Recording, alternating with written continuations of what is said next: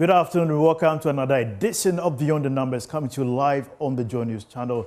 And today we'll delve into a very interesting dynamics of Ghana's debt. We're going to tell you a story, not just with numbers, but with facts behind the scenes that has to do with how our debt outlook has been for quite some time now. We'll be using data from last year, telling you about the conversation that has become quite topical, where the minority in Parliament are proposing or saying that indeed the debt outlook was quite better before 2025. But what has been the mitigating factor where we've seen some diminishing returns in terms of our outlook as an overall debt stock? We'll go to the numbers very shortly, but I want you to know you're watching us across all our social media handles. My name is Winston Tack, and I'm doing the show with Caleb Zeblens. Winston, good to be here. Gentleman himself, yeah. So, Caleb, we have been looking at the numbers for quite some time now. I see 113 billion Ghana cedis. What does it say? So this is from December 2024 to the end of June 2025. Ghana's total public debt has reduced by 113 billion Ghana cedis. And this is mainly because of the city. The city is doing well, so our public debt has reduced by 113 billion Ghana cedis. Interesting. Earlier this year, we were projecting about 150 billion. But then if you do the math, if you take the difference between the stock in January 2025 and June 2025, that's where you see there about 150 billion. Like you are starting from last year, that's where you see 113 billion. So from the end of 2024 to June 2025, Ghana's debt stock has now reduced by 113 billion. And we'll get into why it has reduced by 113. It's interesting to say, for quite some time, you mentioned the case of the city about the reduction. We've had extensive conversations. Value. Exactly. We've been assessing the components of the debt over the years, where there have been conversation and call for certain components to be added. Remember the energy sector debt was eliminated in the overall calculation. The SOEs, their debts are not also included in the total debt stock. And if you go through some article written in regards to the IMF, they said there are hidden components of debt, which in 2001, Ghana became violated some of the regulations of the IMF, which were penalized then by the period that dynamics was reflected in some of the review given by the IMF. But we are looking at the trend of Ghana's public debt, especially in city components. In 2020, we can see 315 billion Ghana cedis, and in 2021, it kept increasing. But it appears in 2023 and 2025, we've been above a 500 average. What do you say? So as you can see, the debt has been increasing. Every year from 2020 to 2024, it's been increasing. And it's the first time that we are seeing that our debt has actually reduced in the past 5 years. So from 2020 to 2025, it's the first time that we can say that Ghana's public debt has reduced. But then the debt stock itself, we've not paid off the debt, but it has reduced because of the exchange rate. And so if we go to the next slide, there are two components of the debt. Domestic debt and external debt. So the domestic debt, you borrow in cedis, start from the T-bill market, the bonds market. Even though we are not in the bonds market, we have not reopened the bonds market yet. We have some issued bonds that will be maturing, the restructured debts and all of that. So this included in Ghana's domestic debt. So in 2024, we ended the year with 309 billion Ghana cedis in domestic debt, which includes the T-bill market and the domestic bond market. And in 2025, June 2025, it has gone up actually. So even though our debt stock has reduced by 113 billion Ghana cedis, still have debt obligations to comply with. And our domestic debt has actually increased in the first few months of this year from 309 billion cedis to 312 billion Ghana cedis. And this is mainly because of the T-bills. Government goes every week to the T-bill market to get T-bill to get funds to fund its activities. So this is expected.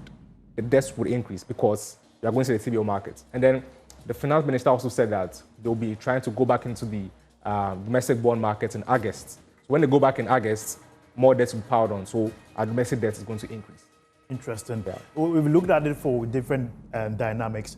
You made mention of the component of the CD appreciation, over 42.6% in terms of appreciation. If you are calculating the debt in domestic perspective, that exchange rate formality comes into play. It becomes less costly to service them compared to if we are to pay in dollar terms. However, if you look at the external component, which is in CD terms, we are in 2024, we're paying around 416 billion Ghana cedis, that debt outlook.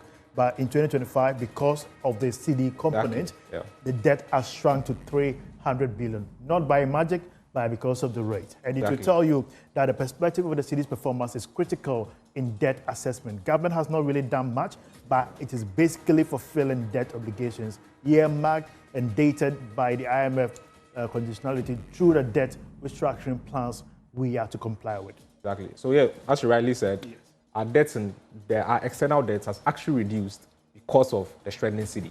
But if you look at our external debts in dollar terms, because our external debts, we take it in dollars, yes, and we have to pay back in dollars. Our domestic debts, we take in cedis and we pay back in cedis. So if you look at the dollar part of our external debts, that's also gone up. So it has gone up from $28 billion to now $29.1 billion. That's about $800 million increment from December 2024. And this also expected. The government in the 2025 media budget, about $200 million $200 million has been taken for some projects that are ongoing at the moment. So $200 million is part of the increment. And then we have the IMF program we are under. It's a loan. We are going to pay back the money the IMF is giving us, even though very small interest rates and a long payback period. That's also a loan. The IMF has granted us some, I think $300 million recently. Yes. And also the World Bank, again, somewhere in June, approved some $300 million to be given to Ghana to support our budget. So all of this adds up to the increment in our external debt. So as you can see, domestic debt increased marginally by about 3 billion Ghana cedis. External debt has also increased by about $800 million. So these two together, it means that our public debt should be going up. But then, as we rightly said at the beginning of the show, it has come down because of the exchange rates. Now, even though the external components of the cedi has gone up, the external component of the debt has gone up, how much you need to pay back in cedi terms has come down because right now the cedi to dollar is about 10 cedis, 40 pesos. Yes. Earlier this year was about 14 cedis, 70 pesos. It went up to 15 cedis. So if you use the exchange rate from about, let's say, 15 cedis, your debt will be higher. But if you are using the 10 cedis now, it will be lower. So solely because of the exchange rate gains we've seen, our domestic debts, our external debts, obligation payback has come down.